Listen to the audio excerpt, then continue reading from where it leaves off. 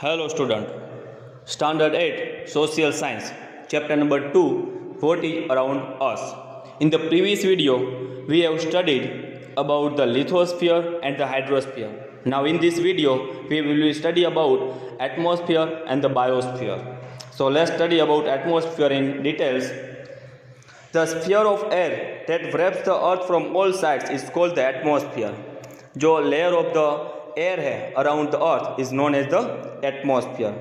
It extends approximately up to 1600 kilometre from the surface of the earth. हमारे अर्थ के surface से लेकर 1600 kilometre तक हम स्काई आकाश में जाएंगे तब तक ये एटमॉस्फेयर में फील कर सकते हो. Atmosphere is composed of various gases, water vapour, dust particles, smoke, salt, micro organisms etcetera. हम ये जो एटमॉस्फेयर में हवा में ये सारी चीज़ें हम देख सकते हैं. So the atmosphere is colourless, odourless and transparent. Solid, liquid and gaseous elements are included in the atmosphere. हम देख सकते हैं कि जो हमारा एटमॉस्फेयर है वो कलरलेस है, ओडरलेस है, इसका कोई टेस्ट नहीं, हम देख भी नहीं सकते हमारी आंखों से. ठीक है, जिसमें सॉलिड पार्ट डस्ट पार्टिकल्स होते हैं, लिक्विड ड्रॉप होते हैं. ठीक है, and various gases is also included there. It contains approximately 78% nitrogen and approximately 21% oxygen, and remaining 1% included the other gases also there.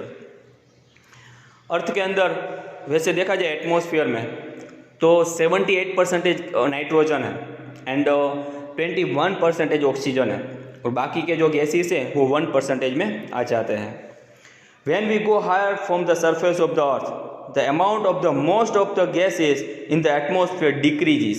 जैसे हम ऊंचाई के ऊपर चलते हैं उस तरह तो गैसेस है वो कम होते जाते हैं. Carbon dioxide gas is heavy, so it is found more in the lower layer of the air. जिसकी वेट ज़्यादा है कार्बन डाइऑक्साइड की, जी इसकी वजह से वो ग्राउंड लेवल पर सबसे ज़्यादा दिखने को मिलता है, ये गैस है वो.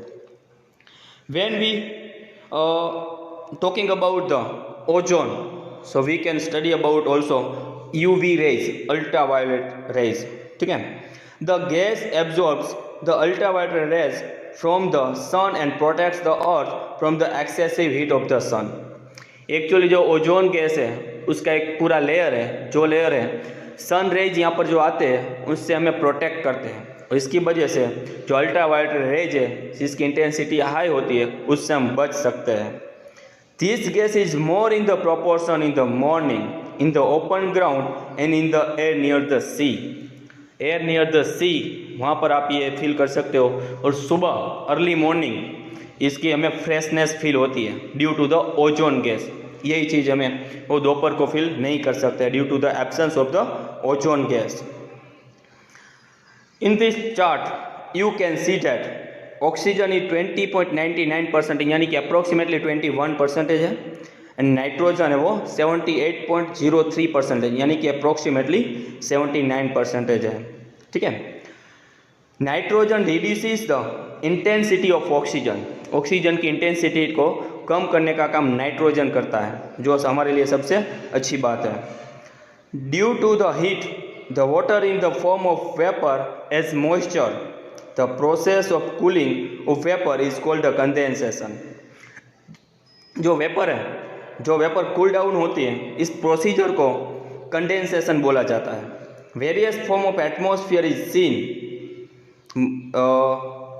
Various form of moisture like dew, fog, clouds and precipitation are due to the condensation. और इस कंडेंसेशन की वजह से हम ड्यू, फॉग, आकाश में बादल देख सकते हैं, और बारिश जो आती है ये पॉसिबल हो सकता है. The effect of the atmosphere is seen on human beings in very aspect of the life, such as in the food habits, clothings, habitat, colour, economic activities etcetera. जैसे ही एटमॉस्फेयर में बदलाव आता है तो हमारी फूड हैबिट चेंज हो जाती है. जैसे समर टाइम में हम अलग चीज़ें खाते हैं, कपड़े पहनते हैं, विंटर सीजन में भी हमारा लुक बदल जाता है, स्वेटर हम पहनते हैं. ठीक है, इस तरह के फूड खाते हैं, रहने की जो फैसिलिटी होती है वो भी बदल जाती है. ठीक है, और जो हम ट्रैवलिंग करते हैं कुछ जगह पर या तो टूर में चलते हैं तो वहाँ पर भी एटमॉस्फेयर देख कर ही जाते हैं, ठीक है। Spreading of sunrays are visible due to this particles, और इस पार्टिकल्स वहाँ पर जो dust particles very highly available in the atmosphere, due to that we can see the things, objects etcetera, and due to dust particles that it does not suddenly turn dark after the sunset and it does not suddenly turn bright after the sunrise। Dust particle की वजह से ही अचानक सा अंधारा और अचानक सी brightness यानी कि उजाला नहीं होता है, ठीक है।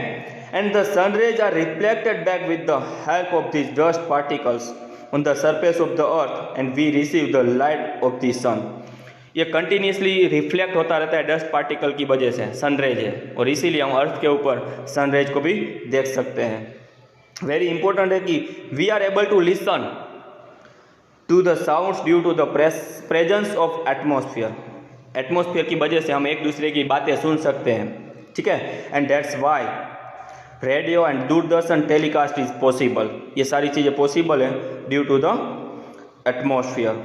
In this picture you can see that four sphere, hydrosphere, atmosphere, lithosphere and biosphere, ठीक है। ह्यूमन लाइफ किस तरह से एक दूसरे के साथ डिपेंडेंट है वो हम इस पिक्चर्स के हिसाब से देख सकते हैं।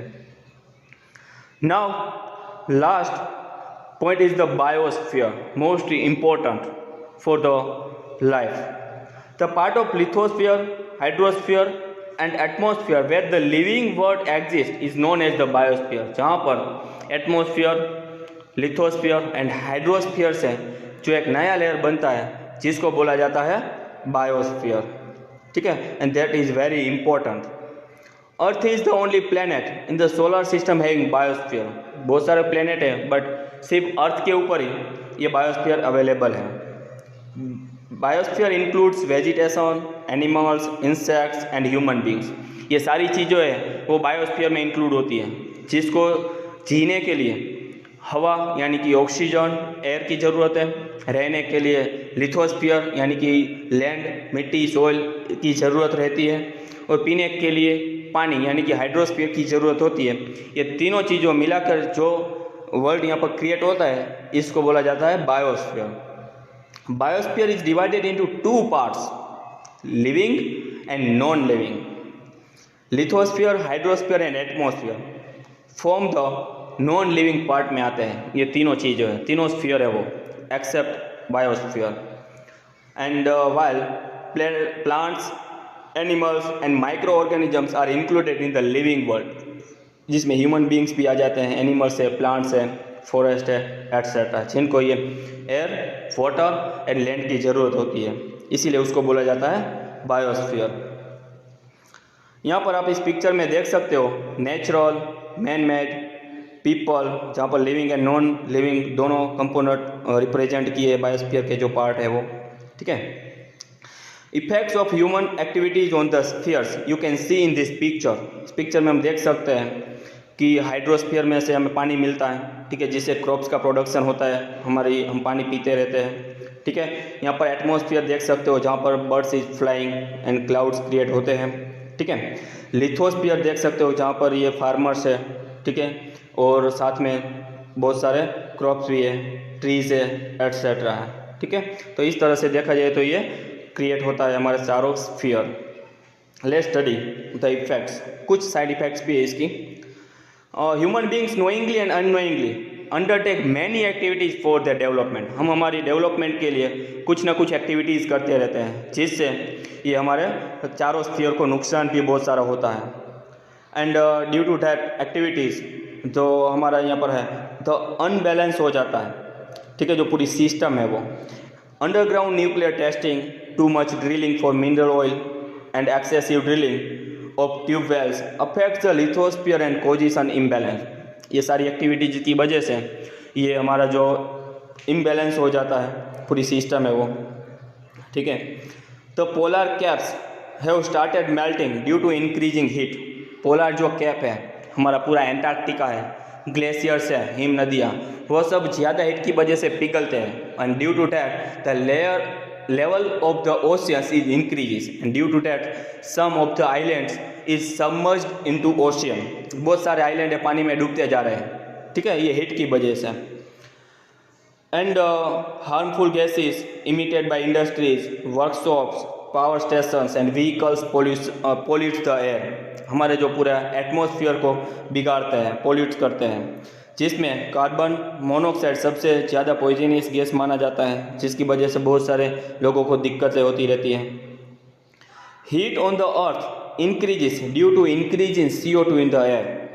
हम जैसे ही पेड़ को काटते रहते हैं, इसकी वजह से CO2 कार्बन डाइऑक्साइड गैसेस से कंटिन्यूसली इंक्रीज होता रहता है।